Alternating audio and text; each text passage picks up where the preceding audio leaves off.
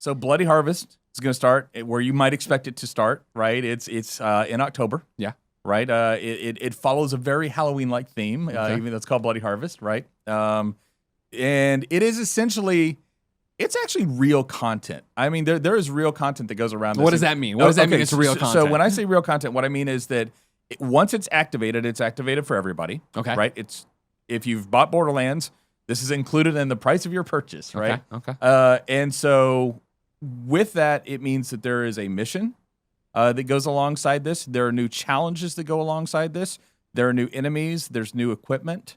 New loot? Yeah, absolutely new loot, right? So I know we at least have 2 brand new guns. Okay. There's a new shield, and I want to tell you that there is also a new grenade mod with it as well. So, and they're themed for the event, obviously. They are themed for the event. Do they play into the event? Are you going to want these for the event? Or? They do play into the event. So, let me talk about terror, and not just as a concept. What? Wow, we're getting real heady here. All right. And not the NPC named terror, because you have to be careful there and not spoil it for anybody who doesn't know. Good. No spoilers, but terror was awesome. That whole thing was awesome. Yeah. So terror is actually a debuff that can be applied, or that is applied to the player, and that causes the player to essentially, it affects what we call sway or aim, no. and so you get effects on your screen that kind of like, so once you're terrorized, so to speak, then this affects how you aim and things of that nature. So there is gear that drops that we just talked about that can speak to that it can actually help with that. And I told you that there were guns, there's a grenade, and there's a shield. What I didn't tell you was there's also anointed, what we call parts, that affect terror. So there is some of these parts that will take terror and actually turn it to your benefit. So finding these different parts as part of it. So if you're playing this, you can play this in Mayhem mode just like anything else. And it all starts with Maurice. Maurice, yes. He is...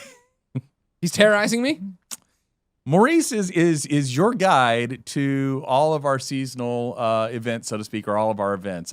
He is a Saurian, and he will show up on Sanctuary. Okay. So you know that we've got Bloody Harvest active the minute you see a Saurian, not the one that Tannis crawls out of, but a Saurian, a living Saurian who's going to talk to you and introduce you to these events. Nice. What's up everyone, this is Soul Reaper, and in this video, we're going to be talking about the new Bloody Harvest event that's going to be coming to Borderlands 3. If you're new to the channel, be sure to subscribe, and if you enjoy the video, please remember to leave a like. So all this information comes from the new podcast that covers Borderlands 3 that is published over on the Borderlands YouTube channel. The first episode that they just released features creative director Paul Sage, and as I said before, a good portion of the episode was focused on just the Bloody Harvest event that is coming soon to the game. So with that said, let's go ahead and break down some of the information that we got and see what we can expect from the upcoming event. So Bloody Harvest is set to release late October. They haven't given a specific date yet, but creative director Paul Sage did note that it would be coming out towards the end of October with roughly about 2 weeks left in the month. With that in mind, it lasts about a month and a half long and it is only limited time. So with that said, once the event is over, it is done and everything in it is gone. That includes the 2 new guns, new shield, and the new grenade mod that's going to be featured in this event as well. So make sure you get your hands on it, you don't want to miss out. It is free, you do not have to pay anything extra. You will be able to know once this event has been activated when you are in Sanctuary 3 and a Saurian by the name of Maurice approaches you. That again will be the telltale sign of how you can start this event, so just make sure you keep your eye out for that.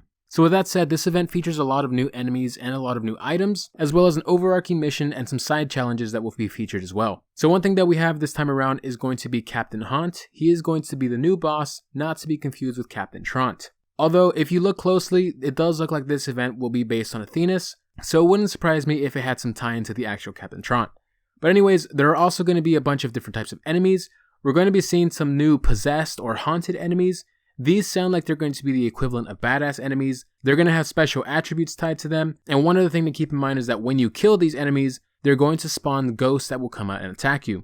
There are also the Rack-o'-lantern enemies that will be new to this event. Essentially, these are racks with pumpkins on their heads, but still they look very cool and it'll be cool to see them in game. There's also going to be a new currency that's going to be introduced as you complete the main missions, and that is going to be called Hectoplasm. But it doesn't seem like you're going to be buying items, rather that is how you're going to be able to get into the new area of the map called Heck. So Heck is a special area, and specifically this is where the main boss Captain Haunt is going to be located.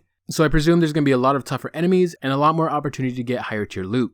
With that said, Paul Sage did suggest that this event is going to last anywhere from the range of 2 to 3 hours, and that's just based solely on the main mission. There are also plenty of new challenges that he mentioned, and that's going to be the way that you get new character skins. Again, all of this is only temporary, so if you don't unlock this while the event is active, there will be no other way to get it later on. As I mentioned earlier, there's going to be 2 new weapons, a new shield, and a new grenade mod. They're going to come in a variety of rarities, at least based on what was said in this podcast, although that was not 100% confirmed, and they will be themed for the event. They're also going to be introducing a new debuff by the name Terror, and what that does is add more weapon sway to your character whenever you're playing. So some of these new items are going to be useful in that they negate Terror, and it was also mentioned that some items could even use Terror in your favor. So make sure to be on the lookout for all these new items in the game. Again, they do come in different rarities, so ideally you'll want to make sure that you get the highest level and highest rarity before the event ends. But anyways guys, that's going to be it for the video. Thank you all for watching. Let me know down in the comments section how you feel about this Bloody Harvest event. I'm actually really looking forward to it. I'm glad that they're going to be introducing new things for free nonetheless throughout the game's life cycle. It'll make it last much longer. If you enjoyed the video, please remember to leave a like, subscribe for more content in the future, and I will see you next time.